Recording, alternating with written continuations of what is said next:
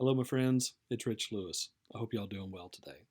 So, a couple of days ago, I shared with y'all big news about how I was publishing my first novel called The Last Heart. And I just want to thank you from the bottom of my heart for all of the support, all the positive support that y'all given me. It's been overwhelming and it's been humbling at the same time. Thank you so much for that. And the questions, too. Oh my gosh, good questions. And it's really opened up some dialogue and conversation. And if you know me well, you know that I love to do those kind of discussions. So thank you for that. Keep that coming. Let's keep having the dialogue. One of the things I mentioned in the video is I'm going to start unpacking for y'all how I arrived at my conclusions. What was the motivation behind writing a story about God saving the last person in hell? And how did I come to this conclusion that I believe that somehow, some way, Jesus will eventually save everybody, even the people in hell? So I want to start doing that today. More to come after today. I can't condense it all into like just a few minute video. And as you know, my brevity is not my spiritual gift by any means. So I'm going to try and keep it as short and sweet as I can. So here we go. Did you know that historically speaking, there are actually three ways to see the teaching of hell in Christianity? Three views of hell that have been taught over the past 2,000 years of the church. I didn't know that before I started this journey. Well, I want to give you the names of them today and a brief little summary of what each one of them says, and that way you can start looking at it through the lens that I've been able to look at it through. You can draw your own conclusions, do your own research. I'll be happy to share with you some of the different resources that I've read over the years, that I've studied, and then you can make your own decisions on how you see these different views as far as like the strengths and weaknesses of each one of them. So here we go. The three views. So the first one is called eternal conscious torment. The second one is called annihilationism. And the third one is called ultimate redemption. Now, some of these have different names. Sometimes you may refer to them as, so like eternal conscious torment is sometimes called traditionalism, the traditional view, because yes, over the past 1,500 years of the church, it has been taught as the predominant traditional view of how to see hell. And then annihilationism, it's also referred to as conditional immortality, sometimes it's called that. And then ultimate redemption, sometimes you may hear it referred to as ultimate reconciliation, universal reconciliation. So I want to give you a quick snippet of what each one of these are saying, essentially, okay? Because they have some points of agreement, but their conclusions are very different. So the first one, eternal conscious torment, that's the one you're probably most familiar with. If you grew up in anything like I grew up, okay? So it essentially says this. It says if you reject Jesus throughout the course of your earth life, then you die. You're going to wake up in a place called hell, and hell is the end of your story.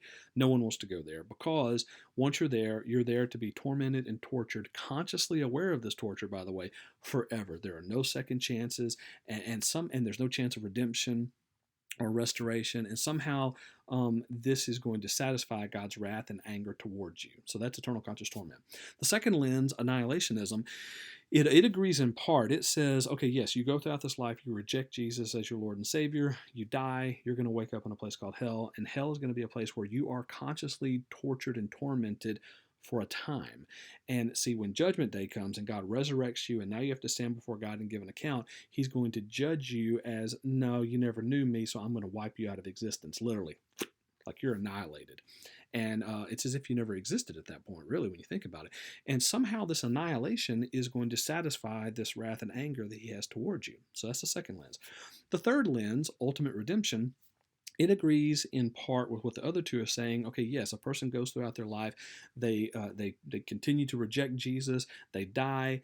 Well, when they die, where are they going to be? Well, they're going to be in a place of what's called post-mortem. That's a fancy way of saying, after you die, post-mortem punishment. However, and if you want to call it hell, you can call it hell. But as we get into some more things about like the history of hell, like where the names came from and all that, you may find that what you say is hell, that may not actually be the best name for it, but that's a video for another day. So it says, yes, you wake up in hell, but hell's not the end of your story. You see, while it's going to be an awful, horrible experience, incredibly painful, it's not to the detriment of your person. Rather, while you are consciously aware of how terrible it feels, it is part of a refining process. It's going to feel very torturous. It's going to feel very destructive, kind of like an annihilation kind of thing. But the purpose of it is going to be correction. You see, Jesus, metaphorically speaking, He's the flames. He is, just like you're a piece of gold in a refiner's fire, He's the refiner and He's the flames. And He is stripping away all those things that are blinding you from being able to see the truth of who you were created to be be able to see Him as your creator and the one who loves your soul more than anything in this universe. He is there with a redemptive purpose, and He's going to continue to refine you and cleanse you. And then, when all the cleansing is done, and He's like, okay, it's time to go home. That's when we realize, oh, you are God. Oh my goodness, you love me more than words can describe. And well, that's how you go home. So those are the three views right there: eternal torment, annihilationism, and ultimate redemption. I've come to the place where I believe that the preponderance of all the evidence before me, I'm convinced that ultimate redemption is the original gospel news. It really is. So at that point, it becomes not just good news, it becomes amazing news. It becomes great news at that point. But more to come on that. Thank you so much for your time today, and I'm definitely going to share some more with you. And until the last heart is won, I'll talk to you next time.